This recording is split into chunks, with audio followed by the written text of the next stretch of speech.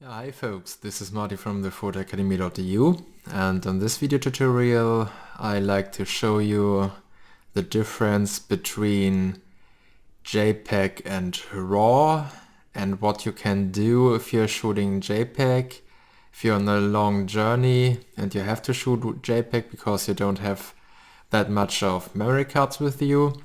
There's an option to have a very good settings in your camera to have a good JPEG.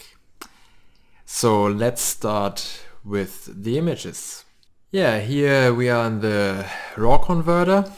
It's the newest one from the Creative Cloud, or if you have Lightroom, it's the newest one there as well.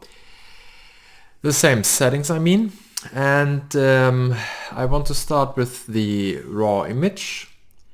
This is the raw image, and you can see the sliders, what I've done to this image. And basically this is the raw, and it's with 0 EV. And in my camera I had the raw and the JPEG at the same time. So this one is the JPEG image with my treatment already. And I want to show you what it's possible if you only have your standard settings on your camera. You're shooting like 0 EV, somewhere in the middle you take the measurement and then you shoot. In a RAW converter you can do something like my treatments, and you're going down to what you can see here, and we can compare this JPEG 0 EV to the same RAW, and you can see the difference, especially here in the highlights, between what I can do to the RAW compared to the JPEG. So if you're only shooting standard auto mode or program mode, something like this, you never touch any of your dial, especially for the EV, then you have maybe this JPEG, or if you're lucky and you have enough memory, you have a RAW as well, and you can treat it, especially in the highlights, much more. It looks very good. But if you're shooting the same scenario but with -2 EV, and I want to show you what happens to the JPEG only. This is the JPEG of the -2 EV with my treatments already. So what you can do to this JPEG, compare to the other RAW. They are not the same, but I think they're quite similar. If you're looking to the highlights, especially here on this very high, very light areas here, and a little bit on the dark areas, and we can compare the standard RAW to this -2 EV JPEG. I mean, the highlights are very good on the JPEG. I think the shadows are very good as well. And we can also zoom into 100%.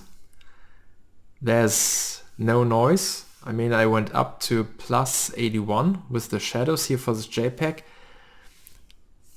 And there's not that much of noise.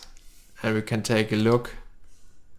I have nothing set to this JPEG for the noise reduction. So it's original camera RAW mode, only the highlight, shadows and blacks, and the exposure as well. And I went up with exposure of +0.9, so it's very close to -1 EV. And you can see there's no noise, the shadows looks good. Can take the same area here for the RAW, 100%. Can take a look into it.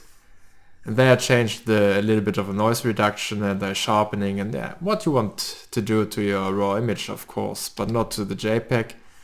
And you can see if we compare the shadow areas of these two images, it's quite the same. And if you want to take a look here on the highlights, you can go into it.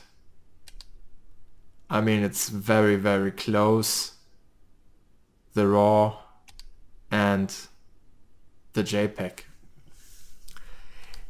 So think about it. If you're not able to shoot RAW, it's no problem to shoot JPEG, but take a look on your exposure. Make sure that there are no clipping highlights. Go down, and for this I went down to 2 stops. No problem. There's enough information in the shadows. I can go up with the shadows and I have a very, very good image. Or if you have a point and shoot camera, there are a lot of very good point and shoot cameras that are only shooting JPEG. It's the same there. Expose for the highlights, and then you can open up the shadows without a problem, and you are able to get a very good image. Or you go to standard, shoot RAW, and then you have to make a lot of changes to the RAW image. But you can see in the RAW it's possible to go down with the highlights, to go up with the shadows a little bit. But if we compare this to the standard JPEG, it's not possible to go down with the highlights that much, so that you have a nice clear sky area. Yeah, this was it. A little bit about JPEG and the upcoming vacation trips you make. Think about it, try it at home first, then you can go to your vacation trip and shoot your images, and make sure that you're not have clipping highlights. All the cameras have blinking on the display for clipping highlights. Make sure that you turn it on, and then it's also possible to shoot only JPEG images, and you can upload them immediately from your camera and watch them.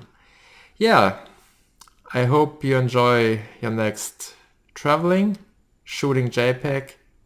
We will see you soon. Thanks for watching. Goodbye.